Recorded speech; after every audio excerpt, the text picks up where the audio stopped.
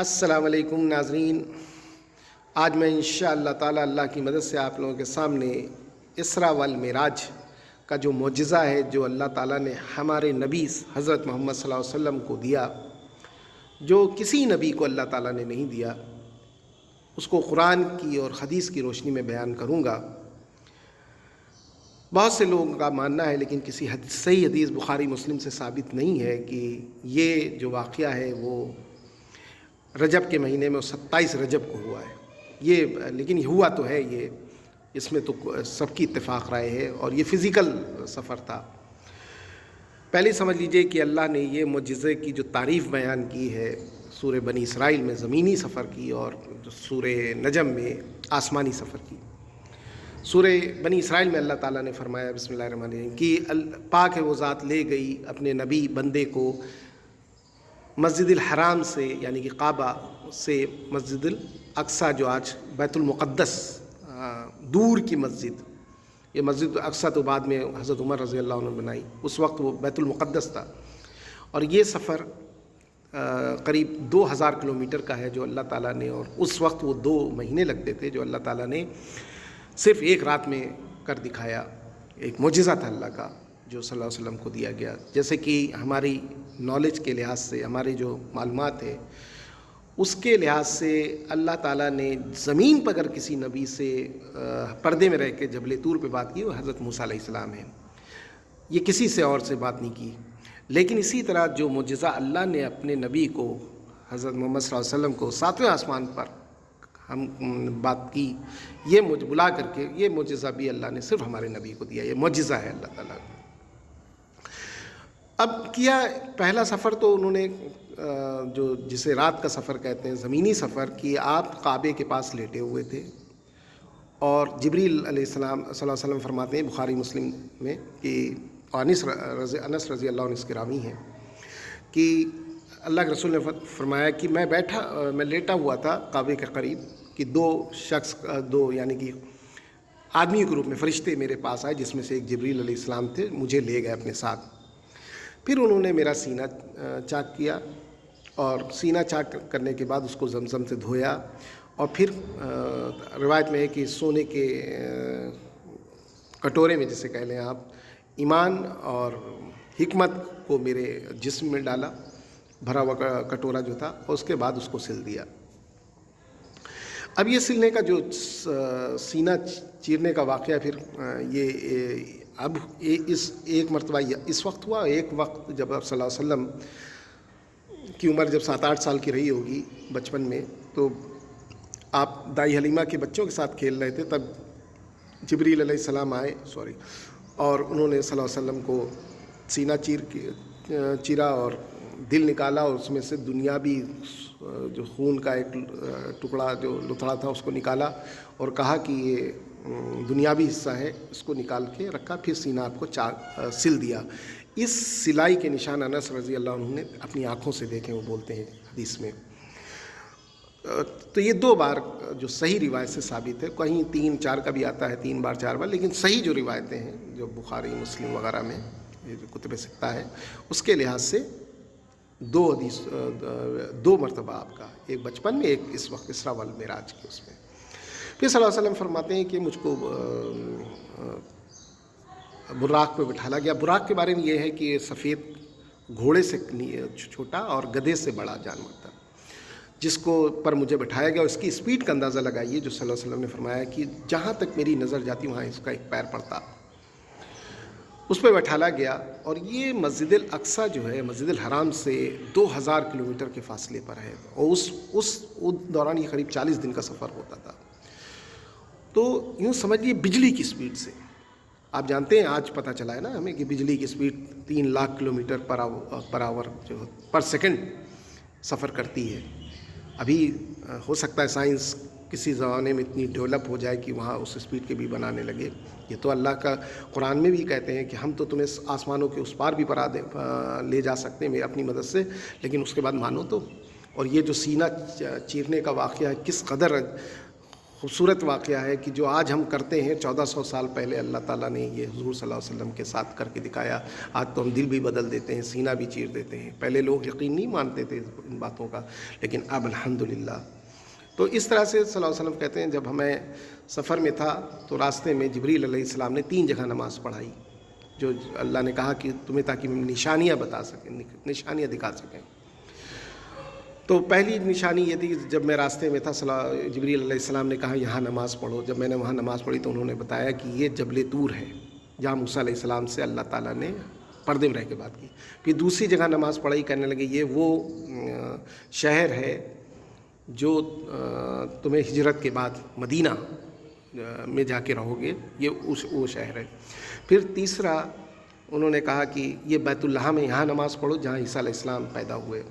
تو اس سے یہ پتہ چلا کہ یہ واقعہ جو بخاری شریف میں بھی ہے کہ نبوت یوں سمجھیں کہ ہجرت کے 10-12 مہینے پہلے ہوا, یعنی ہجرت سے پہلے ہوا. اس کے بعد صلی اللہ علیہ وسلم فرماتے ہیں کہ ہم بیت المقدس گئے, وہاں تمام نبی اکٹھا تھے. ہم نے ابراہیم علیہ السلام کو دیکھا, اور ہم نے موسیٰ علیہ السلام کو دیکھا, عیسیٰ علیہ السلام کو دیکھا, سب نماز پڑھ رہے تھے. پھر جبریل علیہ وقت ہوا تو جبریل علیہ السلام نے مجھے آگے کیا, میں نے نماز پڑھائی سارے نبیوں کو, جو یہ بھی 1,24,000 کے قریب لمسم جو نبی رسول آئے, اور اسی لیے ہم ان کو امام الانبیاء بھی کہتے ہیں صلی اللہ علیہ وسلم کو. اس کے بعد پھر صلی اللہ علیہ وسلم نے فرمایا کہ ہم پھر براق پہ سوار ہوئے اور ہم سمائے دنیا تک پہنچ گئے.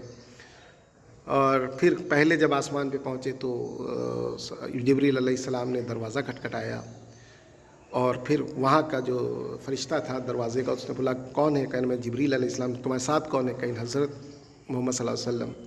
تو اس نے کہا کیا ان کو بلایا گیا ہے؟ تو جبریل علیہ السلام نے کہا ہاں. تو انہوں نے خوش آمدید کہا اور دروازہ کھول دیا. تو جب دروازہ کھولا تو وہاں آدم علیہ السلام بیٹھے ہوئے تھے. تو جبریل علیہ السلام نے کہا دیکھو یہ تمہارے اب باپ ہیں, ان کو سلام کرو. تو صلی اللہ علیہ وسلم نے ان کو سلام کیا تو انہوں نے جواب دیا وعلیکم السلام بیٹا, خوش آمدید. اس کے بعد ایک حدیث میں ہے کہ آدم علیہ السلام جب داہنی طرف دیکھتے تو مسکراتے, اور جب بائیں طرف دیکھتے تو روتے. تو جب صلی اللہ علیہ وسلم نے پوچھا ایسا کیوں کر رہے ہیں, تو انہوں نے جواب دیا جبریل علیہ السلام نے اس لیے بول رہے ہیں کہ کر رہے ہیں کہ دائنی طرف ان کی اولادوں میں وہ روح ہیں جو جنتی ہیں, اور بائیں طرف وہ روح ہیں جو دوزخی ہیں, اس لیے یہ رو رہے ہیں. پھر آپ دوسرے آسمان پہ گئے, اسی طرح سے دروازہ کھولا گیا, پھر وہی جواب دیا انہوں نے, فرشتوں نے وہی سوال کیا, وہی جواب دیا. اس سے یہ بھی پتہ چلا یہ آنن فانن میں ہوا, اللہ نے کسی کو نہیں بتایا, کسی فرشتوں تک علم نہیں تھا کہ یہ واقعہ ہونے والا ہے. جو لوگ کچھ کہتے ہیں کہ بارات تھی یہ سب تھا, ایسا نہیں ہے. وہاں پہ یحییٰ اور عیسیٰ علیہ السلام ہیں, جبریل علیہ السلام نے ان کو بتایا یہ خالزاد بھائی ہیں. پھر ایک حدیث میں آتا ہے کہ صلی اللہ علیہ وسلم نے عیسیٰ علیہ السلام سے پوچھا کہ قیامت کب آئے گی, تو انہوں نے کہا قیامت کا معاملہ تو مجھے نہیں معلوم کب آئے گی, لیکن یہ معلوم ہے کہ اللہ تعالیٰ مجھے دجال کو قتل کرنے کے لیے دنیا میں دوبارہ بھیجے گا, اور میں قتل کروں گا جہاں میری نگاہ جائے گی, وہ پگھلے گا جہاں تک, اس کے بعد میں اس کو قتل کروں گا.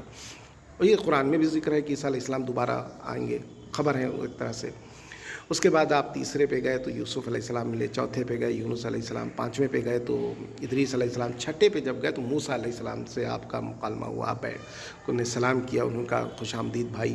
پھر جب چلنے لگے تو رونے لگے, تو ان سے پوچھا گیا کیوں رو رہے ہو, تو کہنے لگے یہ نوجوان رسول میرے بعد آیا, لیکن امت اس کی مجھ سے زیادہ, اس کے امت کے بندے جنت میں ہوں گے. تو ایک حدیث میں ہے کہ صلی اللہ علیہ وسلم نے فرمایا کہ جنت کی آدھی تعداد 50% مسلمان امہ ہوگی, ہم میرے امتی ہوں گے.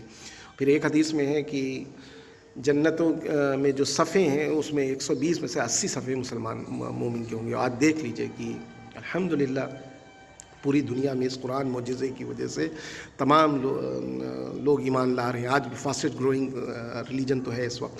پھر آپ ساتویں آسمان پہ گئے تو دیکھا کہ ابراہیم علیہ السلام بیت المعمور پہ ٹیک لگائے بیٹھے ہوئے ہیں. پھر آپ نے دروازہ کھلوایا اور سلام دعا ہوئی, تو انہوں نے کہا, جواب دیا وعلیکم السلام بیٹا. تو پھر انہوں نے صلی اللہ علیہ وسلم سے کہا کہ اب یہ سمجھ لیں کہ بیت المعمور کیا ہے. ٹھیک اسی کعبے کے اوپر آسمان پہ بھی ایک کعبہ ہے یہ جسے ہم بیت المعمور کہتے ہیں، اور صلی اللہ علیہ وسلم نے بتایا وہاں 70,000 فرشتے روز سفر کرتے ہیں، اور یہ 70,000 قیامت سے پہلے دوبارہ نہیں آئیں گے، مطلب اتنے زیادہ تعداد میں فرشتے ہیں۔ پھر ابراہیم علیہ السلام نے ان سے کہا کہ میری امت کو خبر دے دینا کہ جنت کی جو زمین ہے بڑی زرخیز ہے، اور اس میں جو بھی بڑی اچھی کھیتی ہوتی ہے، تو تم جو بھی وہاں سے نیک کام کرو گے، یعنی کہ لا حول ولا قوت الا باللہ کہو گے تو ایک پیڑ یہاں لگے گا۔ تو یہ بہت اہم ہے کہ جب بھی ہم لا حول ولا قوت الا باللہ کہیں تو وہاں ایک پیڑ لگتا ہے جنت کی کھیتی میں۔ پھر آپ صلی اللہ علیہ وسلم نے فرمایا کہ مجھ کو 7ویں آسمان پہ، پھر سدرۃ المنتہا یا آخری حد ہے، وہاں پہ لے جایا گیا جہاں اللہ سے آپ کی ہم کلامی ہوئی، جہاں پہ اللہ نے ان کو وحی کی۔ اللہ ایک حدیث میں ہے کہ صلی اللہ علیہ وسلم نے فرمایا کہ اللہ تعالیٰ نے اس جگہ پہ مجھے 3 چیزیں دیں، ایک تو نماز فرض کی، اور دوسری سورہ بقرہ کی آیات نمبر 285 286، اور تیسری کہ انہوں نے مجھ سے کہا کہ جو امتی تمہارا شرک نہیں کرے گا میں اس کے تمام باقی سارے گناہ معاف کروں۔ یہ 3 چیزیں۔ پھر اسی سدرۃ المنتہا کے میں صلی اللہ علیہ وسلم کو کے بغل میں ہی جنت اور دوزخ کی بھی سیر کرائی گئی۔ اب یہاں پہ یہ سوال ہے کہ کیا اللہ نے صلی اللہ علیہ وسلم نے رسول کو دیکھا ہے اور اللہ کو دیکھا ہے؟ تو یہ تو سمجھ لیجئے کہ عائشہ رضی اللہ عنہ کی جو حدیث ہے کہ اللہ تو ایک نور ہے، اسے کیسے دیکھا جا سکتا ہے؟ اللہ کے رسول نے اللہ کو نہیں دیکھا۔ قرآن میں آیا کہ تمہاری آنکھیں اللہ کے احاطہ کر ہی نہیں سکتی، موت سے پہلے انسان اللہ کو دیکھ ہی نہیں سکتا، یہ قرآن کے الفاظ ہیں۔ اور پھر ایک جو سورہ مطففین میں اللہ نے فرمایا کہ جب اللہ کی قیامت کے دن سب اٹھائے جائیں گے تو جو لوگ نے اللہ اور رسول کے کہنے پہ زندگی نہیں گزاری ہوگی اس کو اوٹ میں کر دیا، چھپا دیا جائے گا، اللہ ان کو نظر نہیں آئے گا۔ پھر اس طرح سے پھر ایک حدیث ہے جس میں عائشہ رضی اللہ عنہ فرماتی ہیں کہ جس شخص نے یہ کہا کہ صلی اللہ علیہ وسلم نے اللہ کو دیکھا ہے تو اس نے تہمت لگایا اللہ کے اوپر۔ پھر دوسری بات انہوں نے بتائی کہ اگر کسی شخص نے یہ کہا کہ اللہ کے رسول نے قرآن سے کوئی چیز چھپائی ہے تو اس پہ تہمت لگائی، اور اس کے بعد جھوٹ گاڑا۔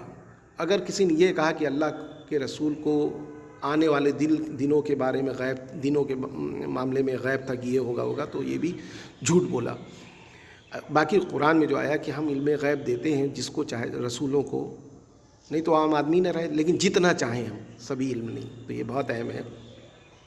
پھر صلی اللہ علیہ وسلم جب نیچے آئے 6ٹھے آسمان پر تو موسیٰ علیہ السلام ان کو ملے، انہوں نے پوچھا کہ کیا لائے؟ کہنے لگے 50 نمازیں۔ تو انہوں نے کہا میری امت نہیں بنا پائی تھی، یہ پورے کر پائی تھی، تم بھی نہیں، جاؤ کم کراؤ۔ پھر اوپر گئے، اس طرح سے 40 ہوئی۔ پھر جب آئے پھر موسیٰ علیہ السلام نے کہا کہ کم کراؤ، پھر اوپر گئے۔ اس طرح کرتے کرتے 5 رکعتیں رہ گئیں 5 وقت کی۔ تو موسیٰ علیہ السلام نے کہا جاؤ اور کم کراؤ، تو انہوں نے کہا نہیں میں اب نہیں جاؤں گا۔ تو اوپر سے آواز آئی کہ دیکھو تم پڑھو گے 5 لیکن ثواب اس کا اجر 50 نمازوں کو ملے گا۔ اس طرح سے ہم پر نماز۔ پھر اسی میں ایک حدیث کے الفاظ ہیں کہ جب صلی اللہ علیہ وسلم کو جنت کی سیر کرائی گئی تو وہاں پہ موتیوں کے گنبد تھے، اور زمین کی جو خوشبو تھی وہ کستوری کی طرح تھی، اور وہاں ایک نہر بہہ رہی تھی۔ تو جبریل علیہ السلام نے سے جب پوچھا، کہنے یہ نہر تمہاری حوض کوثر ہے جو تمہیں قیامت کے دن دی جائے گی۔ پھر جبریل علیہ السلام نے ان کو 4 نہریں دکھائیں، دو جسے آپ 2 کا تعلق انہوں نے بتایا دنیا سے ہے، فرات اور نیل سے، نیل ندی اور فرات جو ہے، اور باقی 2 کا تعلق جنت میں ہے۔ پھر اسی طرح سے آپ کو دوزخ کی سیر کرائی گئی تو انہوں نے دیکھا کہ وہاں پہ ایک شخص جل رہا ہے جس کے اونٹ بڑے رنگ کا لال طول ہوئے ہیں، اور دوزخ کی آگ کی قینچی سے اس کے کاٹی جا رہی۔ تو جبریل علیہ السلام سے پوچھا انہوں نے صلی اللہ علیہ وسلم نے کہ یہ کون لوگ ہیں؟ کہنے لگے یہ خطبہ کہ بولتا تھا اور قرآن جو پڑھتا تھا عمل نہیں کرتا۔ یہ ہمارے جو مولوی، جو مولانا، عالم سو ہیں، ان کے بارے میں ذکر ہو رہا ہے کہ قرآن کی چیزیں بیان نہیں کرتے، حق کی بات نہیں کرتے۔ اور پھر ایک عذاب دکھایا کہ اس کے ناخون بڑے بڑے پیتل کے ہیں، اور وہ شخص دوزخ میں اپنا بدن نوچ رہا ہے۔ تو صلی اللہ علیہ وسلم جب جبریل علیہ السلام سے پوچھا تو انہوں نے کہا یہ شخص دنیا میں غیبت کیا کرتا تھا لوگوں پر، تہمت لگایا کرتا تھا۔ پھر ایک عذاب دکھایا جس میں ایک شخص کو سر پہ مارا جاتا ہے، اس کا سر زمین سے بالکل لگ جاتا ہے، پھر اٹھایا جاتا ہے، پھر اس کو مارا۔ اس طرح سے اس کو اسی طرح کی سزا دی جا رہی تھی۔ صلی اللہ علیہ وسلم نے فرمایا کہ اس کو کیوں ایسی سزا دی رہی؟ کہنے لگا یہ قرآن پڑھ کے بھول گیا تھا۔ یہ اتنی اہمیت ہے، جو لوگ قرآن پڑھتے ہیں بھول جاتے ہیں۔ اسی طرح سے پھر جب اللہ کے رسول زمین پر آئے تو جب اللہ کے رسول نے یہ تمام چیزیں بیان کی تو لوگ یقین ہی نہیں کر رہے تھے کہ ایسا۔ اس میں سے بہت سے لوگ تو بیت المقدس جاتے تھے، تو انہوں نے پوچھا اچھا یہ بتاؤ کہ وہاں کیسی ہے، کیا ہے، کیا؟ جب اس طرح کے سوال ہوئے تو اب اس کا ایک دن کے لیے آدمی کا سفر جائے گا تو کیسے یاد رکھے گا؟ تو وہ حضرت محمد صلی اللہ علیہ وسلم بتاتے ہیں کہ میں بہت پریشان تھا۔ پھر اللہ تعالیٰ نے پوری بیت المقدس لا کے رکھ دیا میرے سامنے، اور پھر جو سوال کرتے گئے ہم دیتے گئے۔ اسی میں ایک خوبصورت واقعہ ہے کہ جب یہ لوگ ابو بکر صدیق رضی اللہ عنہ کے پاس گئے، کہنے لگے تمہارا دوست جانتے ہو کیا کہہ رہا ہے کہ ایک رات میں وہاں گیا اور چلا آیا؟ تو ابو بکر صدیق رضی اللہ عنہ فرمایا کیا وہ ایسا کہہ رہا ہے؟ کہنا ہاں کہہ رہا ہے۔ کہیں پھر صحیح کہہ رہا ہے، یہیں سے آپ کا نام صدیق لقب پڑا۔ تو یہ بہت اہم ہے یہ واقعہ جو اللہ کے رسول کو دیا گیا۔ یہ بھی دھیان رکھیں کہ اللہ کے رسول کو یہ فزیکل سفر تھا، اور اگر کسی شخص نے اللہ کو جہاں تک دیکھنے کی بات ہے تو وہ صرف اپنے نبی ہیں جنہوں نے خواب میں اللہ کو دیکھا ہے، اس کے علاوہ نہیں۔ جسمانی اور ان آنکھوں سے وہ جب قیامت کے دن جنت میں جب دوبارہ اٹھائے جائیں گے وہ تب اللہ کو دیکھیں گے، ایسے نہیں۔ اس زندگی میں کسی کو اللہ نے اپنی شکل نہیں دکھانی، اور یہ بات بہت اہم ہے۔ اب اس مہینے میں اسی رجب، آپ جانتے ہیں رجب جو ہے حرمت والا مہینہ ہے، ایک واقعہ ایسا ہوتا ہے کہ جس میں آپ کے علم میں ہوگا کہ بیت المقدس پہ عیسائیوں نے حملہ کر کے جب عباسی اور فاطمید امپائر کو جب ختم کیا ہے، اور بیت المقدس پہ عیسائیوں نے یہ سلیبی لوگوں نے یا کروسیڈرز جس کو کہیں، انہوں نے حملہ کر کے جیتا ہے، تو وہاں جو لاکھوں مسلمان تھے اتنا مارا، قتل و عام کرا۔ تو سنتے یہ ہیں کہ جو گھوڑے کی جو گھٹنے تک تھے وہ بھی خون سے بھر گئے تھے وہ سب۔ لیکن جب اللہ تعالیٰ نے اللہ کی مدد سے جب صلاح الدین ایوبی رحمہ اللہ نے یہ بیت المقدس فتح کیا ہے، تو آپ دیکھیے اس شخص کی وہ جو اللہ نے ان کو یہ نعمتیں دی تھیں صلاح الدین ایوبی رحمہ اللہ کو، تو انہوں نے سب کو معاف بھی کر دیا، اپنی طرف سے فدیے دیے، اور بھی بچوں کو کسی کو نقصان نہیں پہنچا، بلکہ ان کو چھوڑ تک آئے۔ جو ان کے محرخ لکھتے ہیں یہ جملے، یہ ہے ہماری اس طرح کے وہ بندے تھے صلاح الدین ایوبی رحمہ اللہ۔ آج ہمارے بچے لوگ جانتے نہیں یہ سب چیزیں، آج پھر بیت المقدس پھر قدس انہی لوگوں کے ہاتھ پر پہنچ گیا ہے۔ اللہ کرے کوئی ایسا لیڈر ہمارے بیچ سے ابھرے، اور جو پھر اللہ تعالیٰ اس کو صلاح الدین ایوبی جیسی مدد کریں، اور جب ہم ایمان اس پہ چلیں گے تبھی مدد کرے گا اللہ تعالیٰ۔ تو یہ بہت اہم واقعہ تھا۔ اب یہ کس مہینے ہوا اس کے بارے میں تو نہیں کوئی صحیح حدیث ہے، لیکن یہ واقعہ ہوا۔ ہمیں چاہیے کہ ہم اس کو پڑھیں، سمجھیں، اس پہ عمل کریں۔ اللہ ہم لوگ سوچنے سمجھنے کے ساتھ عمل کرنے کی توفیق عطا فرمائے۔ آمین ثم آمین۔